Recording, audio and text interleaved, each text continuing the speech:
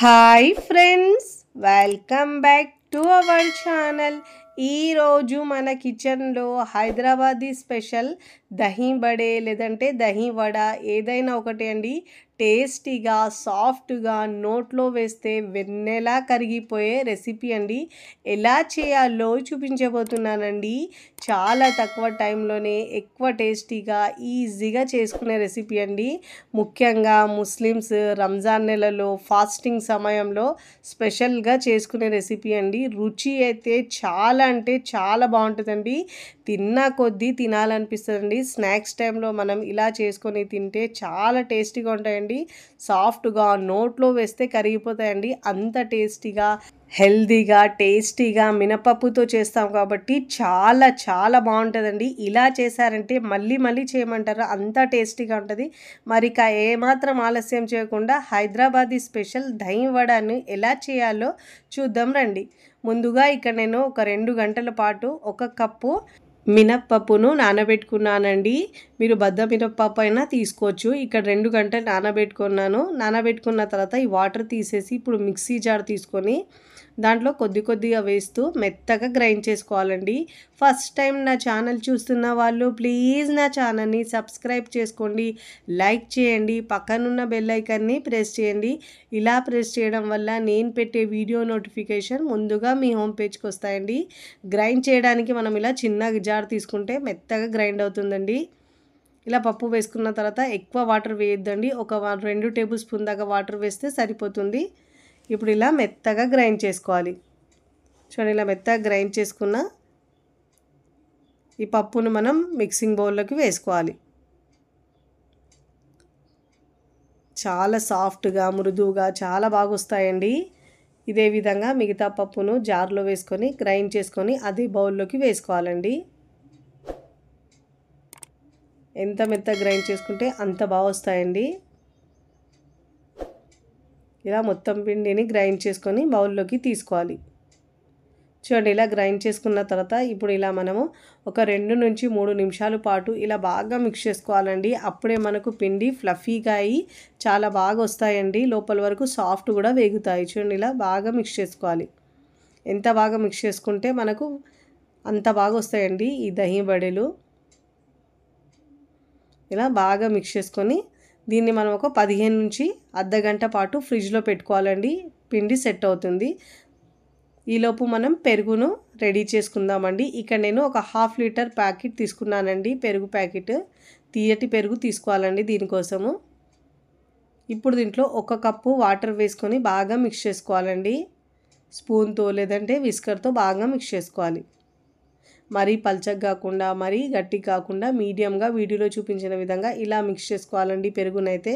ఇప్పుడు దీంట్లో రుచికి సరిపోయినంత ఉప్పు వేసుకోవాలండి. ఇప్పుడు ఇలా బాగా మిక్స్ చేసుకోవాలి. ఇప్పుడు మనం ఈ పెరుగుకు పోపు పెట్టుకోవాలండి. స్టవ్ మీద ప్యాన్ పెట్టుకొని 1 టేబుల్ స్పూన్ దాకా ఆయిల్ వేసుకోవాలండి.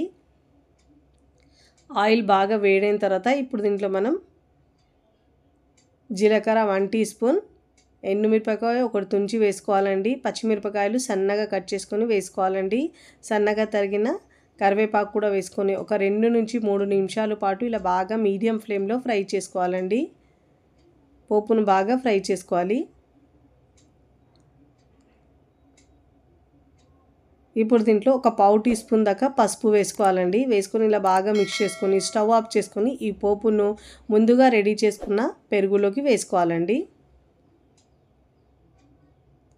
చాలా కమ్మగా టేస్టీగా ఉంటుందండి ఈ పెరుగు అయితే. ఇలా పోపు వేసుకొని ఇప్పుడు ఇలా బాగా మిక్స్ చేసుకోవాలి. ఇప్పుడు మనం ఇక్కడ పెరుగు రెడీ అయిపోయిందండి. ఇప్పుడు దీంట్లో మనం వడలు వేసుకుందాము. ఇప్పుడు ఫ్రిడ్జ్లో నుంచి తీసిన తర్వాత పిండిలో మనము ఒక 1/2 టీ స్పూన్ దాకా మిరియాల పొడి వేసుకోవాలండి. మిరియాల పొడి టేస్ట్ చాలా బాగా వస్తుందండి దీంట్లో అయితే. రుచికి సరిపోయినంత ఉప్పు వేసుకోవాలండి. దీంట్లో కారం అవి ఏమి వేసే అవసరం ఉండదండి. ఇలా మిరియాల పొడి వేస్తేనే ఫ్లేవర్ చాలా బాగుంటుంది. కాస్త నేను ఇక్కడ మీరు ఒకవేళ ఇంకా స్పైసీగా తినాలంటే 1 టీ స్పూన్ దాకా మిరియాల పొడి అయినా వేసుకోవచ్చండి. నేనైతే 1/2 టీ స్పూన్ వేసుకున్నాను. ఇప్పుడు ఇలా బాగా మిక్స్ చేసుకోవాలి. ఇప్పుడు ఇలా బాగా మిక్స్ చేసుకున్న తర్వాత కన్సిస్టెన్సీ పల్చగా ఉండొద్దండి. మనము బోండాలు ఎలా వేస్తామో అదే విధంగా ఉండాలి. ఇప్పుడు ఇలా మిక్స్ చేసుకున్న తర్వాత కన్సిస్టెన్సీ ఇలా ఉండాలండి. డీప్ ఫ్రైకి సరిపోయినంత ఆయిల్ తీసుకోవాలి. ఆయిల్ బాగా వేడైన తర్వాత ఇప్పుడు ఇలా చిన్న చిన్న పునుగుల్లా వేసుకోవాలండి. మరీ పెద్దగా కాకుండా మరీ చిన్నగా కాకుండా మీడియంగా వేసుకోవాలండి.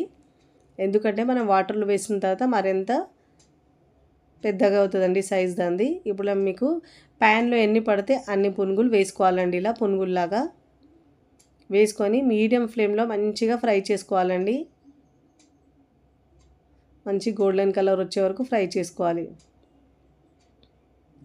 ఇక్కడ మనం ఒకసారి ఇలా మీడియంగా ఫ్రై చేసుకోవాలండి. మళ్ళీ సెకండ్ సారి ఇలా 2 సార్లు ఫ్రై చేసుకోవాలి. అప్పుడే మనకు పైన క్రిస్పీగా వచ్చి లోపల వరకు బాగా వేగి కలర్ మంచిగా వస్తుందండి. ముందు ఒక 1 బ్యాచ్ మొత్తం ఫ్రై చేసుకొని తర్వాత ఆయిల్ బాగా వేడి చేసుకుని మళ్ళీ ఒకసారి ఫ్రై చేసుకోవాలి. చూడండి ఇలాంటి గోల్డెన్ కలర్ వచ్చే వరకు ఫ్రై చేసుకొని ప్లేట్లోకి తీసుకోవాలి. ఇదే విధంగా 1 బై 1 ఫ్రై చేసిన వాటిని మళ్ళీ రెండోసారి కూడా ఫ్రై చేసుకొని ప్లేట్లోకి తీసుకోవాలి. ఇక్కడ నేను అన్నీ 1 బై 1 ఫ్రై చేసుకొని మీకు చూపిస్తున్నాను చూడండి.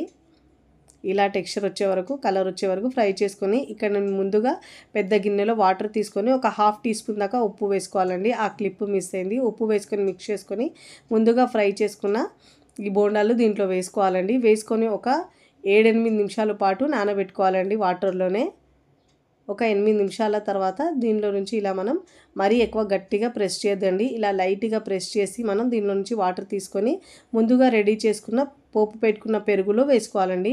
మరీ ఎక్కువగా మనం ఇలా ప్రెస్ చేస్తే విరిగిపోతాయండి. ఇలా లైట్గా ప్రెస్ చేయాలి. అన్నీ ఇలా పెరుగులో వేసుకోవాలండి. చాలా సాఫ్ట్గా ఉంటాయండి పెరుగు పీల్చుకున్న తర్వాత. ఇలా 1 బై 1 అన్నీ ఇలా పిండేసి మనం బౌల్లోకి వేసుకోవాలి. ఇప్పుడు ఇలా బాగా మిక్స్ చేసుకోవాలి ఒకసారి. ఇప్పుడు ఇలా పెరుగులో వేసుకున్న తర్వాత వేరొక బౌల్లో సర్వింగ్ బౌల్లో సర్వ్ చేసుకున్నానండి. చూస్తుంటేనే నోట్లో నీరూరుతాయండి. ఎప్పుడెప్పుడు తినాలనిపించేలా చాలా టేస్టీగా కమ్మగా ఉంటుందండి. ఈ హైదరాబాదీ స్పెషల్ దహీ బడే చాలా చాలా టేస్టీగా ఉంటాయండి. మీరు కూడా తప్పకుండా ఇలా ఒక్కసారి ట్రై చేయండి. ట్రై చేసి ఎలా కుదిరిందో కామెంట్ ద్వారా తెలియచేయండి. ముస్లిమ్స్లో ఫేవరెట్గా చేసుకునే రెసిపీ అండి. రంజాన్లో ఇలా ఒక పొద్దుల్లో చాలా టేస్టీగా ఉంటుంది. చూస్తుంటేనే టెంప్టింగ్ అయిపోతారండి. అంత టేస్టీగా ఉంటుంది. ఇలా మనం స్నాక్స్గా కూడా చేసుకున్నా కానీ చాలా టేస్టీగా ఉంటుందండి. చూస్తుంటేనే తెలుస్తుంది మీకు ఎంత మృదువుగా వచ్చినాయో. చాలా సాఫ్ట్గా చాలా బాగుంటాయండి. టేస్ట్ అయితే అద్రిపోద్దండి. అంత బాగుంటుంది. వీడియో నచ్చితే లైక్ చేయండి. ఫ్రెండ్స్ ఫ్యామిలీకి షేర్ చేయండి. మరికొన్ని టేస్టీ సింపుల్ క్విక్ రెసిపీస్ కోసం టీ కిచెన్ని సబ్స్క్రైబ్ చేసుకోండి. కమెంట్ చేయడం అస్సలు మరవకండి. Thanks for watching.